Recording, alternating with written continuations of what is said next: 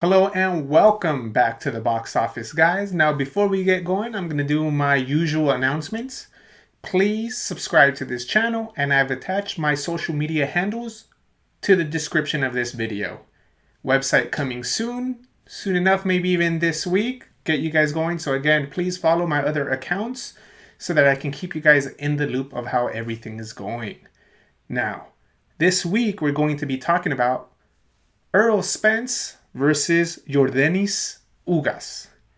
A big fight, big unification implications here, as Errol Spence is en route, or at least it seems to be en route, to a big unification dream match against Terrence Bud Crawford.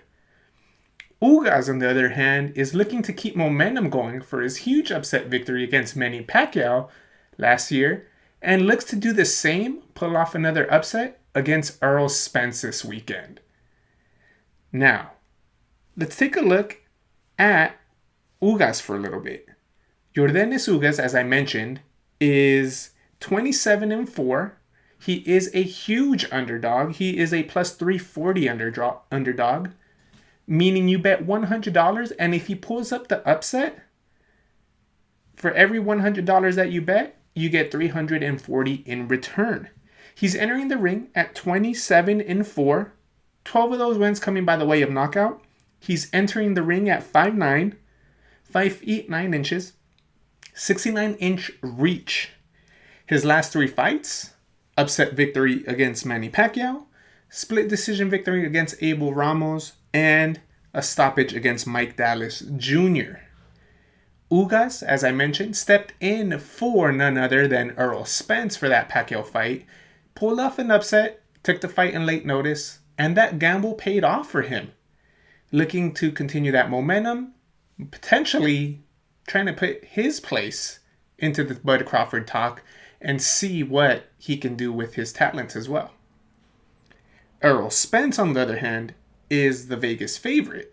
He is at a minus 550, meaning you have to bet $550. And if he wins and does what everyone thinks he's going to do and beating Ugas, then you get $100 in return. Not a great investment, but Vegas has to stay in business, right? He's going to be entering the ring at 27-0, 21 of those wins coming by the way of knockout. He is standing at 5'9.5" with a 72-inch reach. So you can see he's going to have a slight height advantage and a 3-inch reach advantage. His last 3 fights have been against Danny Garcia, Sean Porter, and Mikey Garcia. All of those, may I add, have gone the distance. Now, he did have a car accident after the Sean Porter fight, and he did have that eye injury stopping him from fighting Manny Pacquiao. So it's going to be a little interesting to see what we get from Errol Spence. He's kind of been more of a question mark. There was a time where he was the weight bully, the 147 cream of the crop. He still is, but there's a little more uncertainty now. With that car accident, do we know if he's a little fragile? Is that eye going to be okay? Is he one jab away from flaring up and giving him problems throughout the fight? We don't know, but we're going to find out, right? Now, as I mentioned before, bigger fights, odds come out a little earlier. I did do a little betting guide for this. Nothing like last week's fight, but we have some odds for you. So the odds, as I mentioned, Errol Spence Jr. is at a minus 550. That's money line. Any way, shape, or form he wins, you bet $550. He wins, knockout, decision, disqualification, you get $100 in return. If he were to win by decision, you have to bet $140, and if he wins by decision, you get $100 in return, as that's sitting at a minus 140. By KO, he's sitting at a plus 200, meaning you bet $100, and if he knocks out Ugas, stops him within the distance, you get $200 in return. Now for Ugas, this is where the numbers get a little juicy for his. By decision, he's at a plus 600, meaning you bet $100, and if he wins by decision, you get $600 in return. Ugas by KO, If you bet $100 and he wins by KO, you get $1,200. As you can see, they're trying to bait you in because a lot of people do not think Ugas has that power to stop Spence. A draw is sitting at a 1,800, meaning you bet $100, and if the fight happens to be a draw, you get 1,800 in return. Those are always fun to sprinkle on. Now, do you think the fight is going to go the distance, or do you think the fight is going to end within the distance? If you think this fight's going to go to the judges' scorecards, it's sitting at a minus 220. Minus 220, meaning you have to bet $220, and if it goes the distance, you get 100 in return. If you think it's going to end within the distance, not picking a winner who's knocking who out, it is going to be at a plus 170, meaning you bet $100, and if Spence knocks out Ugas, or Ugas knocks out Spence, or they do a double knockout and the fight doesn't reach to the final bell, you get 170 in return for every $100 that you bet. Now, a little tip for that is if you are betting the distance or inside, it's a little better to bet individually, as I would rather take Spence by KO and then Ugas by KO instead of spending some coin on the fight's going to end within the distance, as odds for either Spence or Ugas are better than ending by KO or inside the distance. The draw at a plus 1,800, we don't know what Errol Spence we're going to get. We don't know how durable he is. We don't know how that eye is going to act. If he gets a jab and that eye closes up and it turns into a rough and tough fight, you never know if this fight can be even an Ugas victory or even a draw. It's always a little interesting to sprinkle a little something on the draw, especially with someone like Ugas who's always game. Now, don't take my word for it, but that's what I like to do, just to make things a little bit interesting. Now, let's take a look at the keys of victory for these guys, and we're going to start with the Vegas underdog, which is going to be Ugas. So, as I mentioned, sitting at a 340 Vegas underdog, we're going to want him to establish the momentum in this fight. Draw the line and push Errol Spence back. Now, this is a lot easier said than done, as Errol Spence has been known as the weight bully, the weight king at the welterweight division. But at some point, you can't let him just walk you down. You want to draw that line in the sand, and you want to start throwing punches and punches and bunches so that you can potentially start pushing him back. Spence has gotten caught a few times, and the times that he has gotten hit cleaner is when he's moving backwards. We know he's comfortable moving forward. Make him uncomfortable. Step number 2 for you, Ugas, is going to be mix up your defense. And you have this thing where you have your high guard and you kind of force people to go to the body, and then you catch and then you shoot right after it. Great tactic. It's worked for you before, and it's going to work for you in spurts in this fight. But just like everything, it's like being predictable.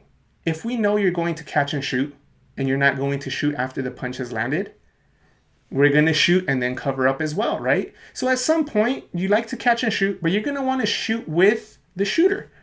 You're going to want to catch him coming in. You're going to want to time him coming in, and you're going to want to mix it up. You're going to set that counter up by catching and shooting a few times, that high guard, letting him shoot. And once he gets comfortable and you see the opening, shoot at the same time that he's shooting. Catch him, make him think, get your defense going so that he's not coming forward. And once he doesn't come forward and start throwing as freely as he normally would, that's going to help establish that momentum and have you push forward, right? We're kind of building off of your game plan.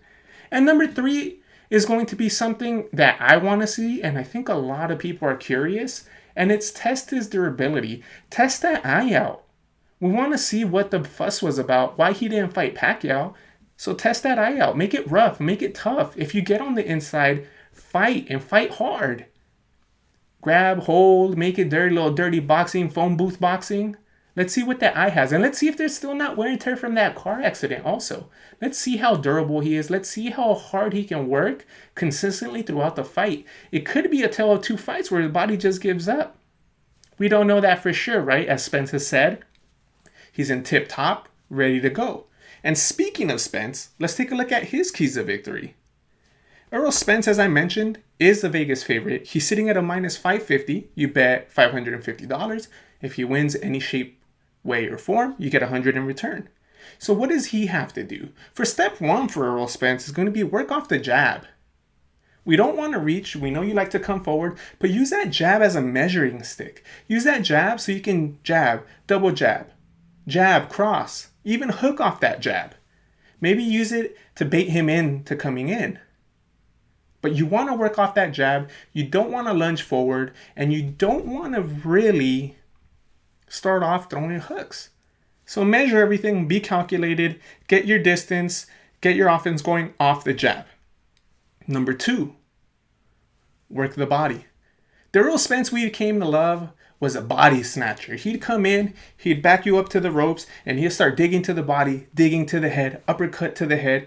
But that body attack would soften you up, make you bring your guard down, and then he'd come up over the top with something else. We want to see you go to the body and invest to the body, not in hopes of knocking him out and getting a highlight reel KO, but Ugas is someone who hasn't been knocked out and who shows all the signs of being a durable fighter. So if he's going to be in there for 12 rounds, you might as well pop the tires and get him to slow down throughout the fight.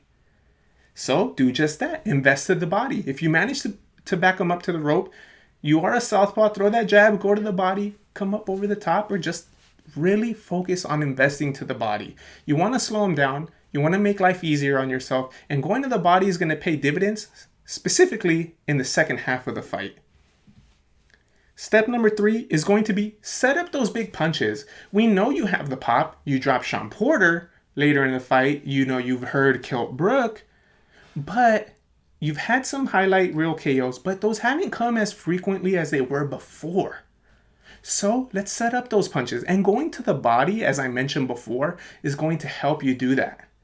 Working off the jab and not loading up on your punches is going to help you do that as well.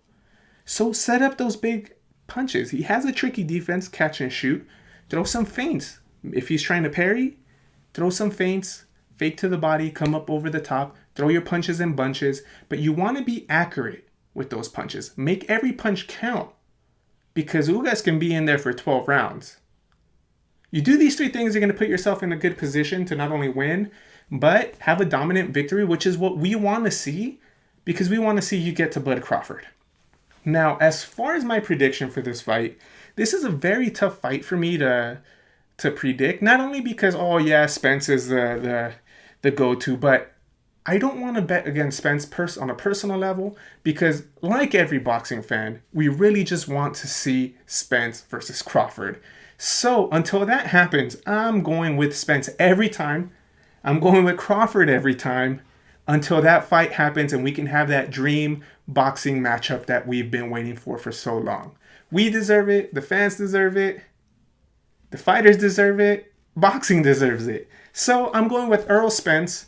Errol Spence by decision seems more likely right now at this point just because of his previous fights. It's kind of one of those things. Until you show me otherwise, we're going to go with Spence by decision. That's my decision. But how do you guys think this is going to play out? How do you guys think this is going to happen?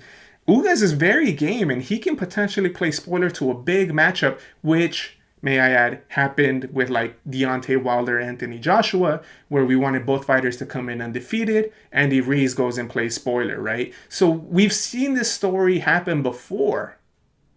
Is it going to happen again? Let's talk in the comments. And please, please, please, and please, like this video, comment down below what you guys think is going to happen, and please subscribe to this channel.